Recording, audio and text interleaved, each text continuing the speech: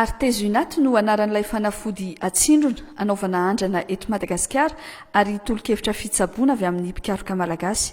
Tsy fanafody vaovao ny artezunat fa fanafody efa fampiasa amin'ireo voan'ny tazomahery, nalaina tamin'ny artemisia ary atsindrona amin'ny nofo na amin'ny lalan-drano fampiasa azy. Tamin'ny 7 Mey 2024 no voasoratra tao anatin'ny boky mirakitra ireo andrana tao aty Afrika ity sosikevitry Madagasikara ity. Andrana natao andrefesana raha mandaitra amin'ny fitsaboana ny Covid-19 ny artezunat raha mandeha irery na ampiarahana amin'ny vitamine C. Araka ny fanambaran'ny filohan'ny Repoblika dia ny profesora Luc Rakotovao manampahaizana manokana momba ny hematologia biolojika no mpikaroka tompon'andraikitra voalohany tamin'ny fandrafetana sy famolavolana ilay fomba fitsaboana miainga amin'ny artezunat.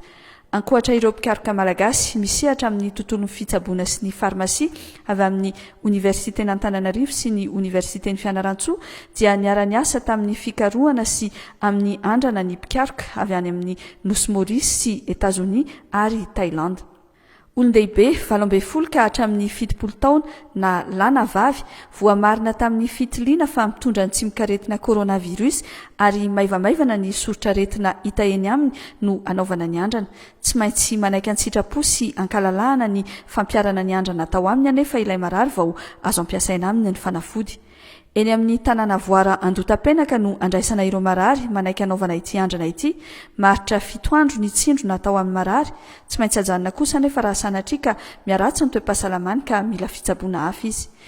Araka ny efa nambaran'ny filohan'ny Repoblika Andry Rajoelina dia 10 no isan'ireo marary ilaina anaovana ny andrana, mizara 3 ireo marary ka ny 20 voalohany omena irony antsoina hoe placebo irony na vokatra tsy misy fiantraikany amin'ny toe-pahasalamana. Ny 20 manaraka dia tsindronina artezunat fotsiny ary ny 20 farany dia sady tsindronina artezunat no tsindronina vitamine C.